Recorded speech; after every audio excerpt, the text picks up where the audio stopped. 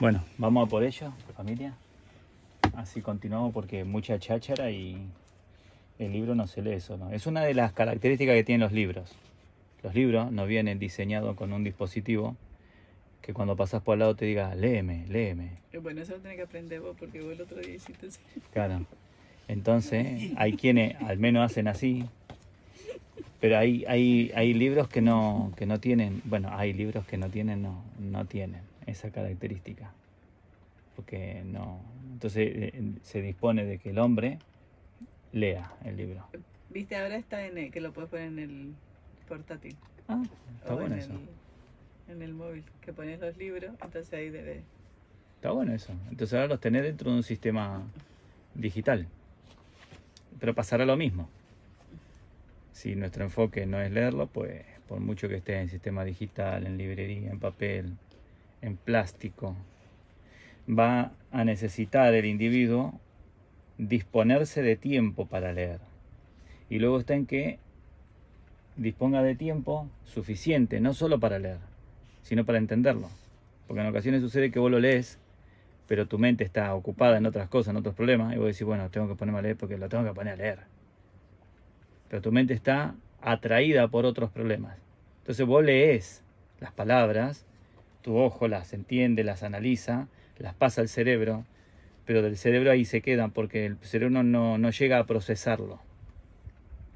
Entonces, no sé si les pasó alguna vez leer Sí. y no entender ni un pomo lo que están leyendo. A mí me pasó muchísimas veces, ¿sí, mamá? Sí, o me pasa de que estás leyendo, no estás entendiendo, pero, ¿cómo se llama?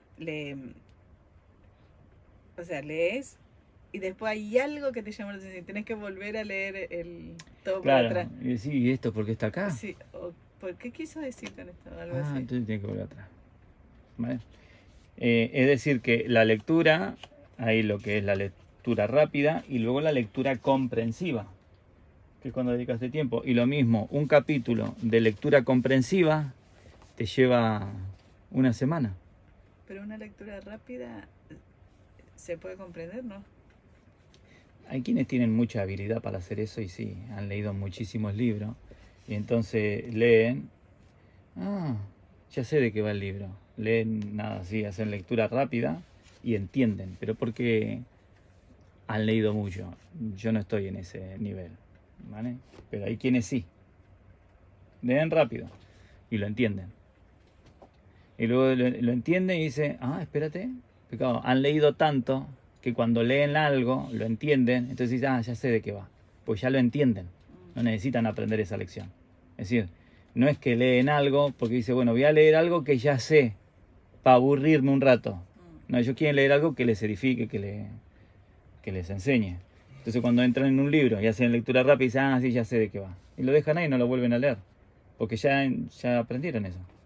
Y este libro repite un tema que ellos ya lo saben. Y entonces cuando haces una lectura rápida decís, ah, es interesante. Y haces una lectura rápida, decís, ah, está interesante esto. Luego viene la lectura comprensiva, que es cuando vos te dedicas más tiempo a absorber eso que tiene el libro. ¿Lo entendiste? Más Sí. meticuloso, más. Lo entendiste con la lectura rápida, lo entendiste. No es un concepto que dominás. Entonces te interesa y decís, a ver qué quiere decir. Entonces te parás y dejás tiempo a que la mente haga uniones. Marcás el libro, lo voy a dejar acá hoy porque voy a pensar sobre esto. Entonces una lectura más dilatada. ¿Sí? Así que el libro no se lee solo. Y por mucha cháchara que tengamos anticipada al libro, necesitará el individuo parar y leer, ¿vale? Así que, por favor, Natanael, ¿podrías orar? Gracias, Señor, por este día que nos has cedido. Gracias que podemos descansar y levantarnos para meditar en el libro de Watchman Nee. Gracias porque estamos aquí todos reunidos. Ruego que toda vuestra espiritual de voluntad que quiera venir a distraernos o a atormentarnos con problemas sea expulsada ahora en el nombre de Yeshua. Amén. Amén. Punto 4. A ver, ¿qué hablamos del punto 3? A ver quién se acuerda. Ah, no, este es el punto 6. Lo leí al revés. Como está con números romanos y tiene la V y el palito, lo giré. Puse el palito y la V. Es el punto 6. Entonces, ¿de qué hablamos el punto 5? Los dos casos de imposición de manos mencionados en el libro de Hecho. Muy bien, Sara, que estuvo atenta. Qué memoria que tiene. A ver, el punto 4. ¿Quién recuerda? ¿Cómo debemos recibir la imposición de No. ¿Cómo que no? ¿No qué? Ah, nos. Muy bien, de manos. Muy bien, Efraína e Isaías, que están atendiendo ahí, mamá, están atendiendo a la lección. A ver, el punto... Luego del 4 que viene, el 3, ¿no? Viene el 3. Antes, sí. Antes, sí. ¿Y de qué hablaba el punto 3? El cuerpo de Cristo y la Unión. unción. Unción. Muy bien, unción. Y a ver, el punto 2, antes del 3 y en el 2. Y era el significado de la imposición de De manos. Muy bien, mano. Y el punto 1, ¿de qué era? La imposición de manos es una verdad fundamental. Tal. ¿Se acuerdan? La funda mental. Fundamental. La fundamental. Muy bien. Entonces, ahora vamos al 6. Una excepción que aparece en la Biblia. A ver la excepción. El hermano habla de lo positivo, pero también menciona aquello que podría tener una connotación negativa. Con respecto a la imposición de manos, la Biblia registra una única excepción. Sucedió en la casa de Cornelio. El Espíritu Santo fue derramado sobre la casa de Cornelio antes de cualquier bautismo o imposición de manos.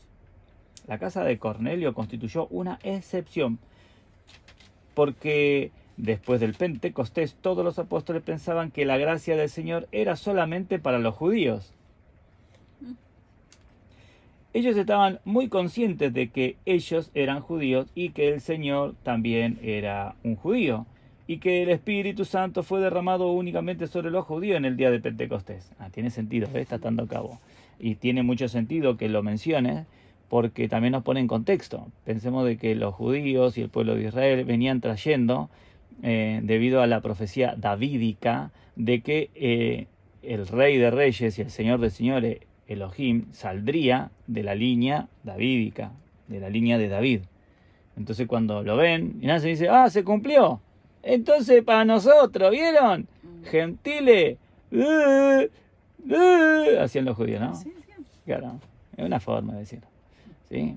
Entonces, cuando el Espíritu Santo se derrama, ahí la cosa cambia. Entonces los paradigmas, si entramos en contexto, tenemos que meditarlo y decir, pues los judíos tenían ahora que digerir bastante, porque aquellos que llamaban perros, porque los judíos llamaban a los gentiles perros, es decir, sucios, era imposible que entre un judío a casa de un... Y bueno, fue la presentación que hizo Pedro. Cuando fue ustedes saben que los judíos no está bien que estén con vosotros, ¿no? Fue la presentación porque no eran los inmundos. Así que está bueno que ponga ese contraste. Las 3.000 personas que fueron salvas, así como el posterior grupo de 5.000, estaban constituidos exclusivamente por judíos. ¡Wow! Interesante, es un dato. Ni un gentil, ni uno. Todo judío. ¡Hala!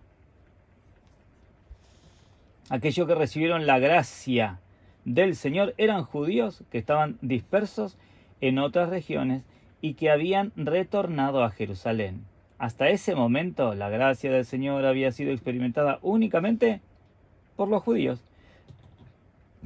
Ellos no estaban seguros si los extranjeros, los gentiles, pudieran ser partícipe de esta gracia. En China, algunos todavía llaman a los extranjeros demonios extranjeros. Los judíos maldecían a los extranjeros aún más y los consideraban como bestias o animales. Inclusive Pedro no pudo dejar tal postura y compartía el mismo punto de vista por los demás. No es fácil superar la barrera de la oscuridad del hombre. Es por ello que fue muy importante que el Señor enviase a Pedro a la casa de Cornelio a fin de abrir puertas a los gentiles para que ellos creyesen en él. El Señor primero le dio a Pedro una visión, un objeto semejante a un lienzo que descendía del cielo, conteniendo muchas cosas. El Señor le dijo a Pedro: mata y come. Esto lo leemos en Hechos capítulo 10, versículo 13. En cuanto Pedro vio el lienzo, de inmediato respondió: Señor, de ninguna manera, porque ninguna cosa prófana e inmunda he comido jamás. El versículo 14. Esto quiere decir que él nunca antes se había relacionado con los gentiles. ¿Qué debiera hacer ahora? El lienzo descendió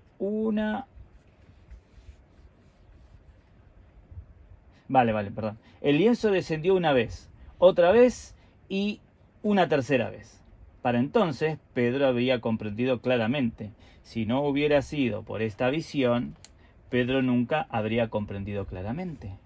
Nuestros conceptos viejos son muy fuertes. Este objeto descendió de los cielos y el Señor mismo le habló a Pedro. Y aún así, Pedro tenía sus dudas.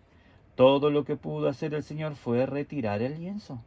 Cuando éste descendió la segunda vez, el Señor le habló a Pedro nuevamente. Pero Pedro todavía no podía entender. El lienzo fue retirado otra vez. La tercera vez, el Señor hizo descender nuevamente el lienzo, le mostró a Pedro la visión una vez más y le habló nuevamente. En la tercera ocasión, Pedro comprendió con claridad. Para entonces, Pedro ya no podría decir: no vi bien, ni olvidé lo que vi, me es difícil de recordarlo. No podía decir esto. Después que esta visión le fuera revelada, vinieron hombres de Cesarea. Solo entonces Pedro se dio cuenta de que los gentiles también podían recibir la salvación de Elohim. Los perritos podían comer de las migajas debajo de la mesa. Entonces Pedro fue, pero aún así, al llegar a la casa de Cornelio, él no osaba bautizar a ninguno. La casa de Cornelio realmente creyó. Pero Pedro no se atrevía a bautizar a ninguno de ellos por temor a que los hermanos que estaban con él lo rechazaran. Quizás ellos le dirían: Pedro, estás actuando de manera independiente. En tales momentos, Pedro se encontró en una situación incómoda. Él había entendido claramente, pero los hermanos no. Fue en ese momento que el Señor derramó el Espíritu sobre los gentiles, es decir, antes de que ellos fueran bautizados y antes de haber recibido la imposición de manos. Interesante, ¿no? Cuando Pedro regresó, él pudo afirmar con toda confianza: yo apenas le dije unas cuantas palabras, ni siquiera el Evangelio le había sido presentado claramente, pero aún así el Espíritu Santo fue derramado sobre ellos. No me quedó otra alternativa que suplir lo que hacía falta y bautizarlo. El bautismo tiene un propósito: dejar al mundo y entrar en Cristo, mientras que la imposición de mano es para recibir la unción. La casa de Cornelio ya había recibido la unción. Por ende, ya no había necesidad de imponerle las manos. Por eso Pedro se limitó a bautizarlo. ¿Vieron cómo obra el Señor? Es tremendo, ¿eh? Es como que en cierta medida se salta sus propias reglas con tal de presentarse a él mismo. Yeshua, ¿no? Porque el Espíritu Santo muestra en el libro de Hechos de los Apóstoles la forma en la que se tiene que proceder. Pero hay momentos puntuales en la que yo creo que más bien por la dureza del corazón. Así como el Señor, ahora se me viene a la mente, se saltó una de las reglas por la dureza del corazón. A ver cuál se acuerdan que era por la dureza del corazón. Se saltó una regla el Señor por la dureza del corazón. ¿Se acuerdan? Vienen a Yeshua, lo provocan y le dicen: pero Moisés. Y él le dice: la del divorcio. El Señor no tolera el divorcio. Pero dice: pero ¿y si Moisés? Y sí, Yeshua dice: y sí, claro, con los cabezones que son ustedes, los cabezaduros, es más fácil hablar con una piedra y tener un buen diálogo con una piedra que con ustedes. Por eso les permitió, por la dureza de su corazón. ¿Sí? Entonces parece ser como que el Señor se salta algunas reglas por mostrar su gloria, ¿no? Bueno, más tarde, cuando Pablo regresó a Jerusalén procedente de regiones gentiles, hubo cierta discusión con respecto a los gentiles. Entonces, Pedro sacó nuevamente a colación aquel incidente y, con ello, rompió el impedimento. A partir de entonces, la puerta le fue abierta a los gentiles. En Samaria, ¿perdón? No, me quedé pensando de eso del divorcio que dijiste. Porque aún así te dice, bueno, divórciate, pero no te puedes volver a casar. Y si te volvés a casar, vas a ser adúltero, ¿no? O sea, como que no... Sí, si te separás no te podés volver a unir con otra persona. ¿Sí?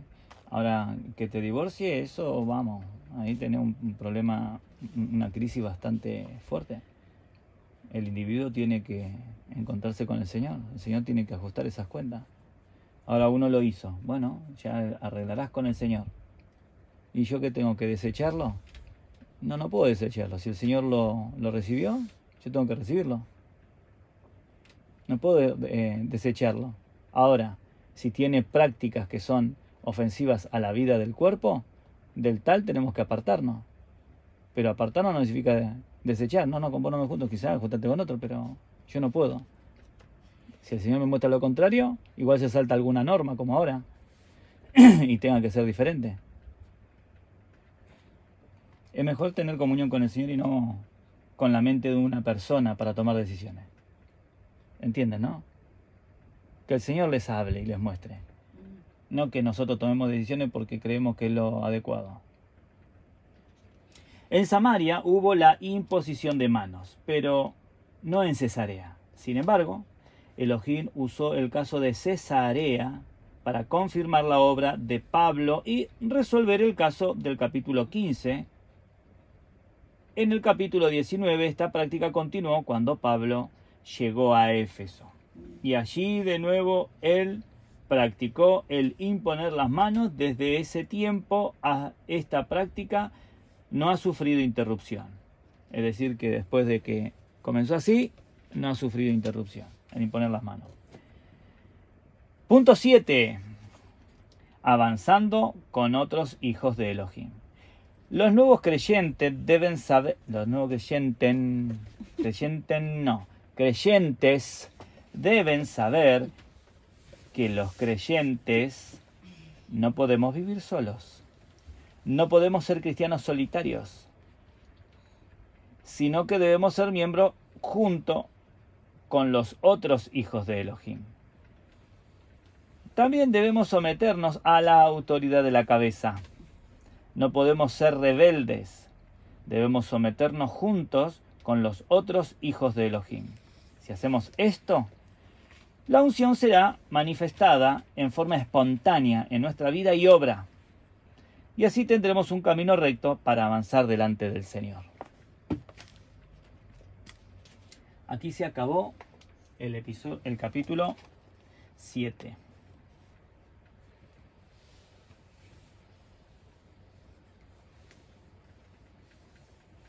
¿Alguien quiere decir algo?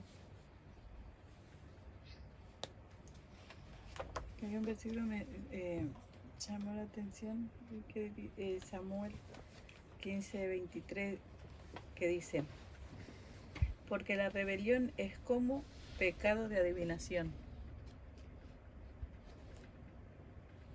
¿Y cómo se relaciona la rebelión y la adivinación? Eso es lo que no... Vale, entonces vos tenés que el adivino, pecado de adivinación. Entonces tenemos que pensar el adivino. ¿Qué era lo que pasaba con los adivinos en el pueblo de Israel? Los tomaban y los apedreaban. Porque los adivinos es lo que te dicen, ¿no? Lo que, o sea, es decir, como entendemos... un brujo o algo así. Claro. Entendemos que el adivino tiene un mensaje que da a alguien que le hace una pregunta. Él adivina. Entonces, cuando el adivino dice algo, ¿de dónde lo sabe? ¿De dónde sabe eso?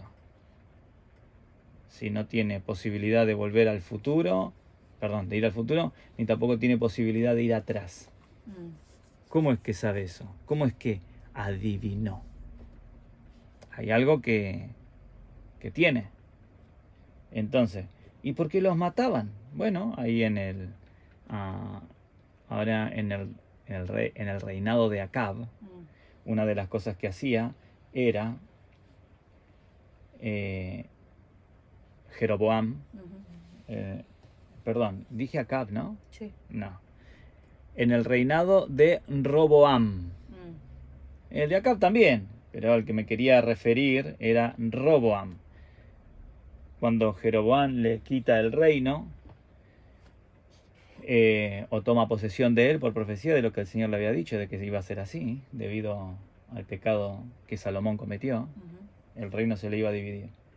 Cuando Jeroboam toma esas 10 tribus, él establece becerros para adorar Sí. y también lugares para demonios.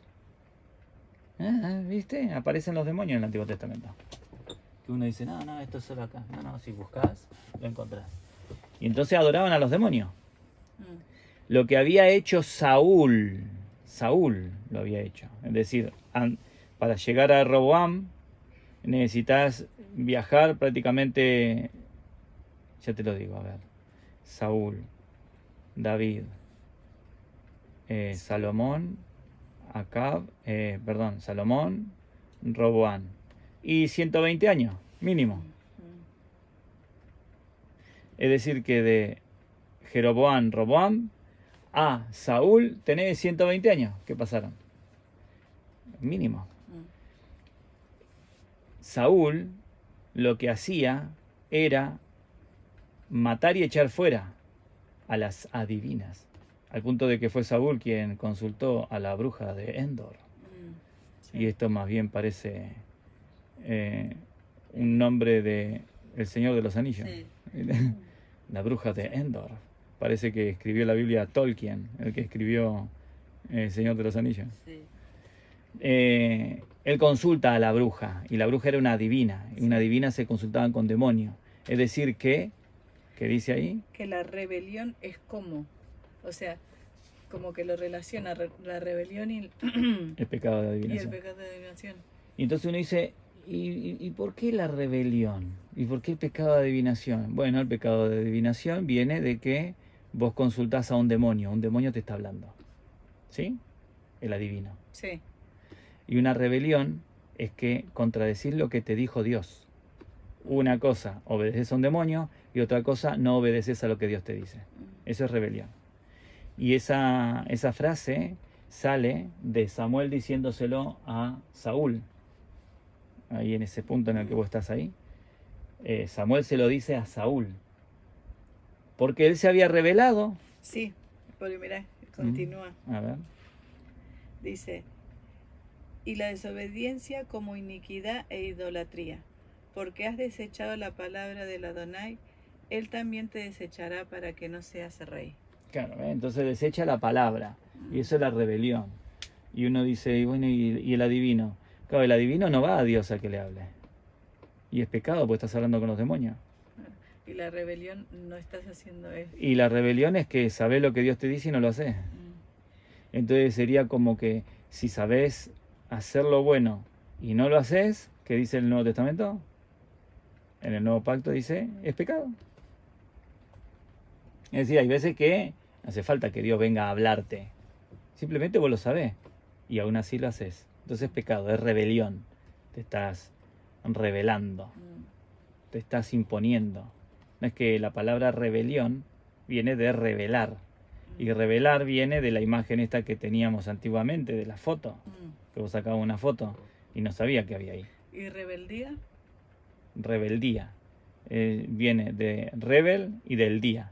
No Sí. sé, tengo que estudiármela. No la sé toda, pero... Es un revés en el día. No. Porque yo pensé, rebelión, en este caso es rebelar, no, o es de rebelde. Evidentemente lo que haces es contradecir. Es rebelde, sería. ¿Sí? Entonces, vos sacaste una foto y decís, no, salí hermoso. Sí. Entonces él te revela, se revela, ¿sí? Entonces, hola, Jolines, mirá vos cómo salí en esa foto. No es lo que yo creía. ¿Sí? Entonces tenés una, y luego decís, esto es una rebelión. Alguien está contra mí. No, no estás contra tuyo, simplemente es lo que había, vos no lo estás aceptando. ¿Sí? Entonces, pecado de adivinación, rebeldía, es decir, no acatar, no obedecer, no disponer tu corazón a obedecer al Señor. Y entonces, si obedecía a los demonios y no está obedeciendo al Señor. Ahora te es más fácil obedecer a los demonios que al Señor. ¿Y por qué? ¿Y por qué hace eso? Quizá el demonio lo que quiere es darte lo que vos querés. Y te rebelás contra el Señor porque no te da lo que vos querés. ¿Sí?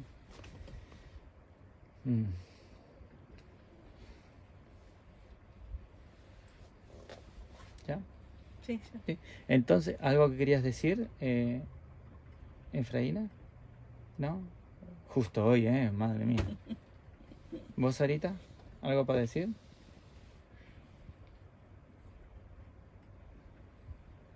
No quiero.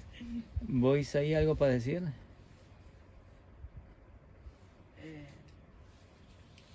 Vale, está bien. No. A ver, no sé. No, mejor no. No están preparados para recibir esta consulta. No sé si vas a tener respuesta para esto. No lo sé, tío. Adiós, que tengáis un buen día, tarde, noche, allí donde estéis escuchando, hermanos. Bendiciones. Bendiciones. Bendiciones.